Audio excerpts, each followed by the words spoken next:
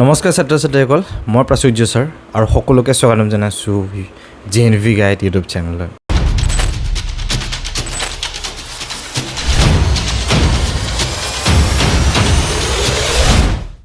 তো তোমালোকৰ এতিয়া নৱোদয় বাছনি পৰীক্ষালৈ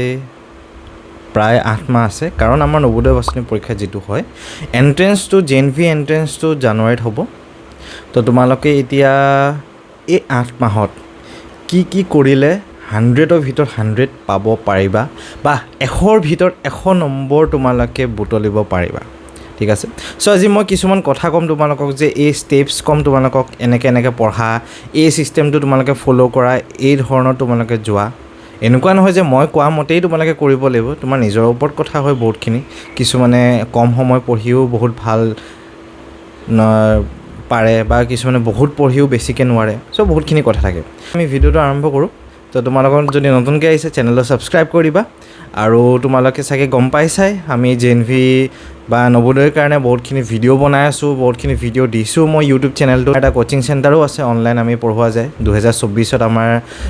73জনতকৈ অধিক ষ্টুডেণ্টে ছিট পাব সক্ষম হ'ল অনলাইন ক্লাছ কৰি পেলাই। আশা কৰিছোঁ যে এইবাৰ 2025ত আমি 100-150 ষ্টুডেণ্টক যে তো কষ্ট কৰিব লাগিব সকলোৱে। তো এতিয়া আমি মেইন বস্তুটো আহোঁ যে কি কৰিব লাগিব। তো প্ৰথমতে এতিয়া 8 মাহ আছে তোমালোকৰ হাতত। তো এই 8 মাহত প্ৰথমতে তোমালোকে কিতাপখন আনিব লাগিব। ইংলিছ মিডিয়ামেই হওক বা অসমীয়া মিডিয়ামেই হওক, তোমালোকে কিতাপখন আনিব লাগিব। তো কিতাপখন ক'ত পাবা? কিতাপৰ দোকানতো পাব পাৰা আৰু অনলাইনো পাব পাৰা। ইংলিছ মিডিয়ামৰ কিতাপখন অনলাইন পাই যায়, অসমীয়া মিডিয়ামৰ কিতাপখন অনলাইন নাপায়। আৰু কিতাপ দুখন ইয়াতে দেখিছে, ইংলিছ অসমীয়া মই দুখন দি দিছোঁ। আৰু আমাৰ পৰা কিতাপসমূহ তোমালোকে ল'ব পাৰিবা, ঠিক আছে। আমি কিতাপৰ OMR শ্বীট দিয়া যায়। তো কিবা যদি থাকে মোক হোৱাটছএপৰ মেছেজ বা ফোন কৰিব পাৰিবা, তোমালোকে নাম্বাৰটো ইয়াত দিয়া আছে। আৰু বাকী এতিয়া আমি প্ৰথম কিতাপখন আনি পেলাই চাব লাগিব যে কি বস্তু আছে। তাত মেথছৰ বহুতখিনি বস্তু থাকে। তাৰপিছত মেণ্টেল এবিলিটি, মানসিক দক্ষতা। তো আমাৰ কি হয়, মানসিক দক্ষতা 50 নম্বৰ 50 মাৰ্কছ থাকে মেণ্টেল এবিলিটিত। সেই 50 নম্বৰ বা সেই 50 মাৰ্কছটো বুটলিবলৈ বহুত সহজ হয় আমাৰ কাৰণে। আমি ধুনীয়াকৈ সেই 50 নম্বৰ বা 50 মাৰ্কছটো আমি বুটলিব পাৰোঁ বা বুটলিব সক্ষম হওঁ, কাৰণ সেই বস্তুখিনি আমি অলপ ভালকৈ প্ৰেক্টিছ কৰিলে পৰা যায় সকলো ষ্টুডেণ্টৰে। তাৰপিছত এতিয়া মেণ্টেল এবিলিটি হ'ল। তাৰপিছত তুমি যদি অসমীয়া মিডিয়ামৰ হয়, অসমীয়াখিনি ভালকৈ সলসলীয়াকৈ পঢ়িব পাৰিব লাগিব। তুমি এতিয়া অসমীয়াখিনি এটা শব্দ ভালকৈ পঢ়িব লাগিব। আ জোতা তোমালোকে থাকিলে নহ'ব, ধুনীয়াকৈ একদম ভালকৈ মিহিকৈ পঢ়িব লাগিব। তাৰ লগতে কিছুমান শব্দ অৰ্থবিলাকো চাব লাগিব তোমালোকে এতিয়া। তো ডিক্সনেৰী মোৰ হিচাপত বহুতৰ ঘৰত আছে। অসমীয়া অৰ্থবিলাক তোমালোকে চাবা যে শব্দটো কি কৈছে, শব্দটো পঢ়িছোঁ তাৰ মানেনো কি শব্দটো, এতিয়া সেই বস্তুটো আমি চাব লাগিব। তেনেকেই ইংলিছ মিডিয়ামতো একেই ষ্টুডেণ্টখিনি তোমালোকৰ কাৰণে, ইংলিছ মিডিয়ামৰ ষ্টুডেণ্টৰ কাৰণে তোমালোকেও ডিক্সনেৰীত শব্দবিলাক ৱৰ্ডবিলাক চাবা যে ইয়াৰ মানেনো কি, এই শব্দটো কি বুজাইছে।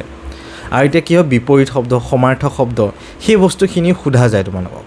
পৰীক্ষাত। সেই বস্তুখিনিও আহে, আমি সেই বস্তুখিনি ঠিক কৰিব লাগিব, ঠিক আছে। এতিয়া কি হয়, অসমীয়া বুলি ক'লে বহুত ষ্টুডেণ্টে কয় মই পাৰিমেই হৈ যাব, ইংলিছ মই পাৰিমেই হৈ যাব। তেনেকুৱা নহয় তোমালোকৰ। এই পৰীক্ষাত তোমালোকৰ অসমীয়া হওক বা ইংলিছে হওক অলপ টানকৈ আহে, একদম সহজ সৰলকৈ নাহে। পৰীক্ষাটো অলপ টানকৈ আহে, তোমালোকে সেই হিচাপত প্ৰস্তুতি কৰিব লাগিব, সেই হিচাপত ৰেডি হ'ব লাগিব। এতিয়া মেণ্টেল এবিলিটি আৰু অসমীয়াত মই অসমীয়া মিডিয়াম ষ্টুডেণ্টৰ কাৰণে কৈছোঁ, ইংলিছ মিডিয়ামত মেথছ আৰু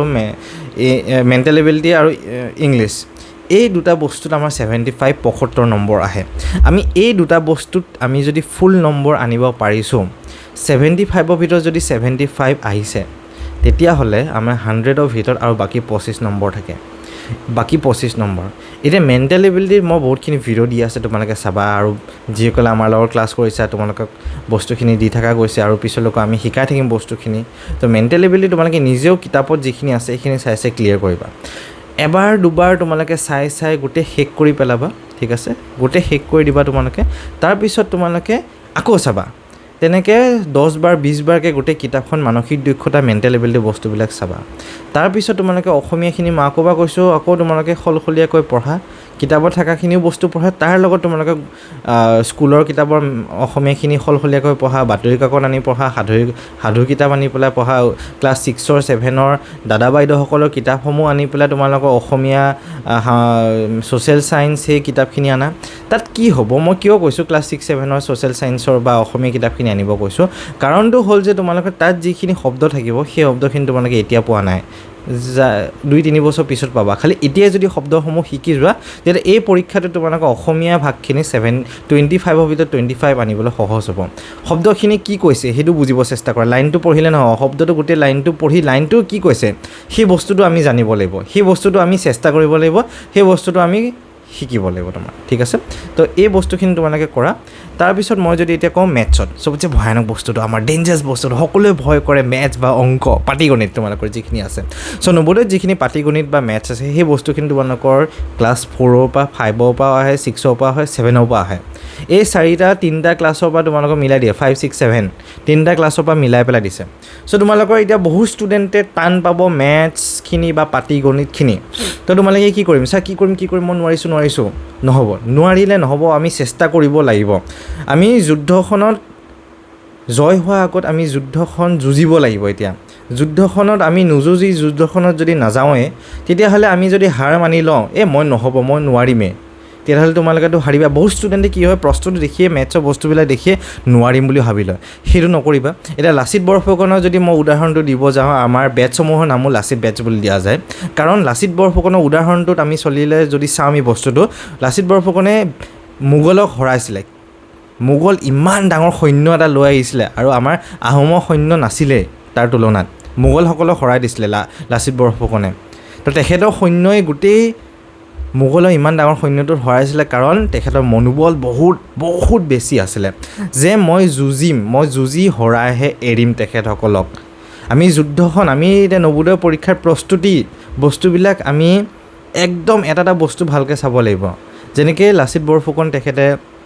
মোগলক হৰাইছিলে সেই তেনেকেই আমি এই পৰীক্ষাটোত আমি ভাল নম্বৰ আনিব লাগিব আমি জয় হ'ব লাগিব গম পালানে তো আমি চেষ্টা কৰিব লাগিব এতিয়া চেষ্টা নকৰিলে নহ'ব কিন্তু তোমালোকক মই বাৰে প্ৰতি একেটাই কথাই ক'ম তো তোমালোকে এতিয়া প্ৰথম কথা হ'ল নেওতাখিনি মুখস্থ কৰা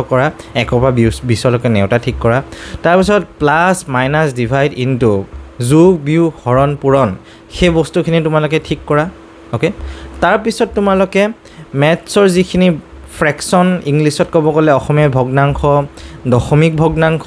ডেচিমেল তাৰপিছত তোমালোকৰ নাম্বাৰ ছিষ্টেম সংখ্যা প্ৰণালী সেই সৰু বস্তুবিলাক তোমালোকে ঠিক কৰা LCM HCF লসাগু গসাগু সেই সৰু বস্তুবিলাক তোমালোকে ঠিক কৰা সেই প্ৰথমকেইটা পাঠ তোমালোকে কিতাপত দেখিছা লসাগু গসাগু উৎপাদক গুণিতক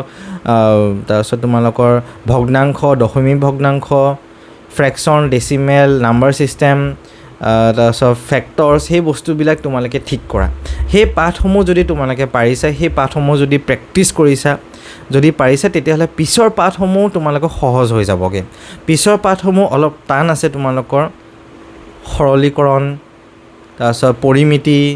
কালি ওলাব লাগিব তেনেকৈ ধেৰ বহুত কিছুমান অলপ টান পাঠ আছে তো সেই পাঠসমূহ তোমালোকৰ সহজ হ'ব কাৰণ এই আগৰ যিখিনি মই পাঠ ক'লোঁ উৎপাদক গুণিত হৰণ এইবিলাক এই পাঠসমূহ যদি তোমালোকে ঠিক কৰিছে তেতিয়া পিছৰ পাঠসমূহৰ প্ৰব্লেম নহয়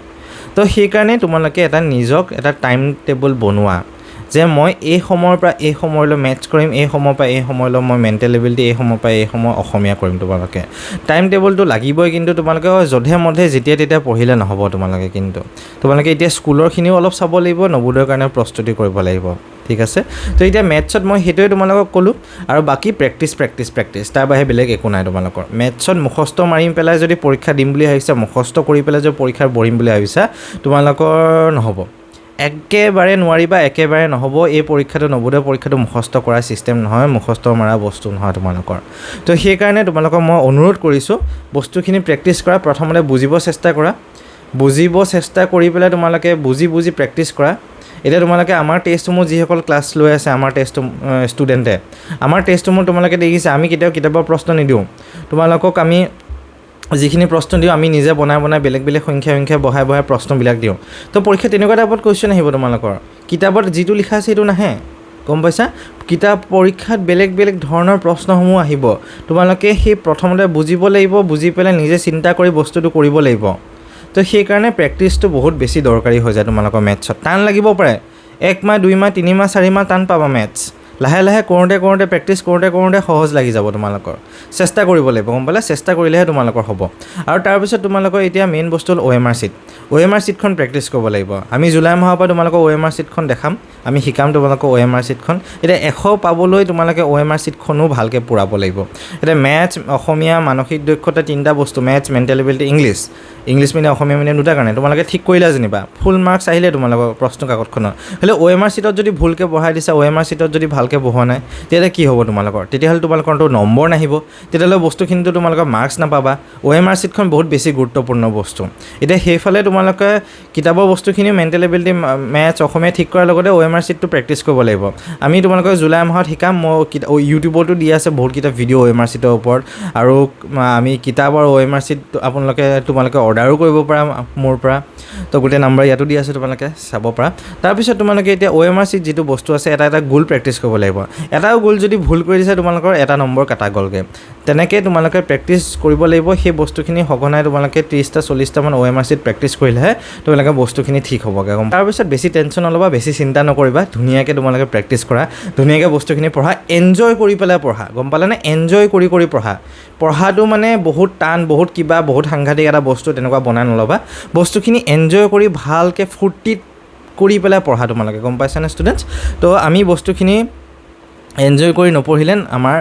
পঢ়াটো এটা বোজা হ'ব আমি পঢ়াটো বোজা কৰিব নালাগিব পঢ়াটো আমাৰ খেলা ধেমালি নিচিনাকৈ ফূৰ্তি কৰিলে আমাৰ তেতিয়া ভাল হ'ব কিন্তু ঠিক আছে ষ্টুডেণ্টছ আৰু আশা কৰিছোঁ সকলোৱে বস্তুখিনি গম পাইছা একেবাৰে সহজ বস্তুখিনি ইমান একো টান নহয় বহুত সাংঘাতিক এটা টান কিবা এটা মানুহে বনাই থৈ বা তোমালোকেও বহুত ভাবা ইমান একো টান নহয় মই যিখিনি কথা কৈছোঁ ধুনীয়াকৈ ফ'ল' কৰা মই কথাখিনি 100ৰ ভিতৰত 100 প্ৰথম দিনাখনৰ পৰা টাৰ্গেট কৰিব লাগিব প্ৰথম দিনাখনৰ পৰা চেষ্টা কৰিব লাগিব তোমালোকে 100 ভিতৰত 100 পাম বুলি 100ৰ ভিতৰত 100 পাম বুলি তেতিয়াহে তোমালোকে 100 ভিতৰত 100 পাবা 100 পাবা তোমালোকে ঠিক আছে আৰু জুন মাহত আমি এটা নতুন বেটছ আৰম্ভ হৈছে জুনৰ 2 তাৰিখে তো কোনোবা যদি আপোনালোকে উৎসুক আছে তো আপোনালোকে জইন কৰিব পাৰিব জুন মাহৰ বেটছটোত জুলাই মাহৰ পৰা যদি আপোনালোকে জইন কৰিব বিচাৰে জুলাইতো আমাৰ নতুন বেটছ আহিব অসমীয়া মিডিয়ামৰ কাৰণে আৰু ইংলিছ মিডিয়ামৰ কাৰণে জুলাই 1 তাৰিখৰ পৰা 5 তাৰিখৰ ভিতৰত আমাৰ নতুন বেটছ আহিব তো যিকোনো আপোনালোকৰ যোগাযোগ কৰিব আছে যদি এটা ফোন নাম্বাৰটো দিয়া আছে মোক হোৱাটছআপত মেছেজ দিব ষ্টুডেণ্টজনৰ নামটো কৈ পেলাই কেতিয়াবা ফোন উঠাব নোৱাৰিলেও বা আমি আকৌ কল বেক কৰা যায় আপোনালোকে যাতে সেই কথাষাৰ মনত ৰাখিব যে আমি নৱোদয় ক্লাছৰ কাৰণে JNV গাইডত ফোন কৰিছিলোঁ অ'কে তো এইখিনি আছিল মোৰ ফালৰ পৰা সকলোকে ধন্যবাদ ভিডিঅ'টো চোৱাৰ বাবে নতুন ভিডিঅ'ত সকলোকে লগ পাম আৰু বহুতখিনি মই ভিডিঅ' ইউটিউবত দি থাকিম এইকেইদিন চ' ভালকৈ চাবা ভালকৈ পঢ়িবা এণ্ড 100ৰ ভিতৰত 100 পাম বুলি চেষ্টা কৰিব লাগিব প্ৰথম দিনাখনৰ পৰা তোমালোকে